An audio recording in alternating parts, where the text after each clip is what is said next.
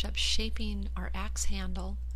Right now it's feeling quite thick, so it's actually the same thickness as the blade, and we need to see it sitting inside that.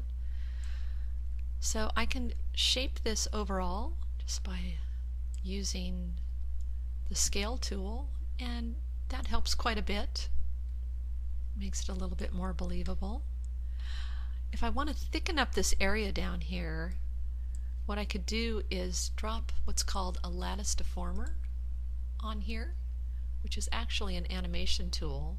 So under deform, I'm going to select lattice, and you'll see a cage come over here. And let's add a few more divisions to this. Okay, so let's go ahead, and under shapes we have the lattice shape, and we can see the divisions for it. Right now we've got 2, 5, and 2. Let's go ahead and increase this 5 to about 10. Let's go ahead and double that. Alright, so this gives us a little bit more to work with. Okay, so the lattice works very much the same. It's got its own components to it. If I right mouse click over the lattice, you can see I have lattice points to choose. They look a lot like vertices. And I'm going to select a marquee around this lower half, and I'm going to scale it up a little bit just to widen this area down here. And perhaps I'll just taper this off a little bit more right here. Okay, I'm going to look at the top right here. I still feel like it can be a little bit thinner.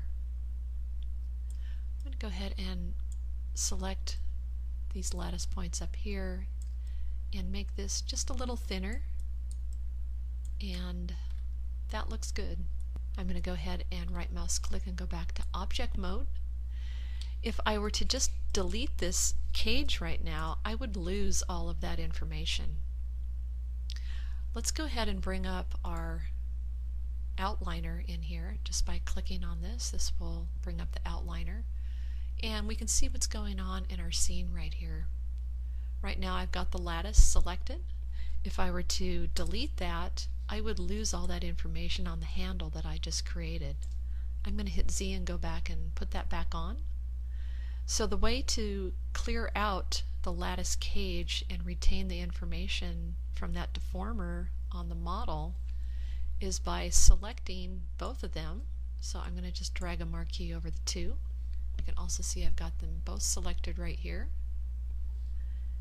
And I'm going to delete the history on them. So there's construction history between these two. The lattice shape has created a deformation, and they're connected right now. So if I come under Edit, Delete by Type, History, and I click on that, that's going to eliminate that lattice cage, but it's going to leave the changes that I made on the poly mesh. Okay? There's one other thing here that we need to shape, and that's that edge that we drop down the center here. We can see that it's still flat. Okay? Let's go ahead, right mouse click, select edge, and double click that edge. That will send the loop all the way around, and this is what we want. So we're going to round out the sides of this by grabbing the X coordinate in scale and moving that out. Okay, and we can see now that we've got some thickness here, or some roundness happening. Alright, I'm going to go back to object mode, and I'm going to say overall I still feel like it needs to get a little thinner.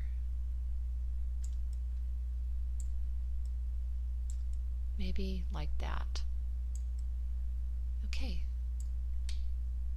Alright, so we can come back up here and shape this a little bit more by selecting those edges. I'm going to shift select this one here and just bring those in a little bit. Great. Alright, so our axe is coming along here. And the last thing we need to do is come down here and create this. Oh,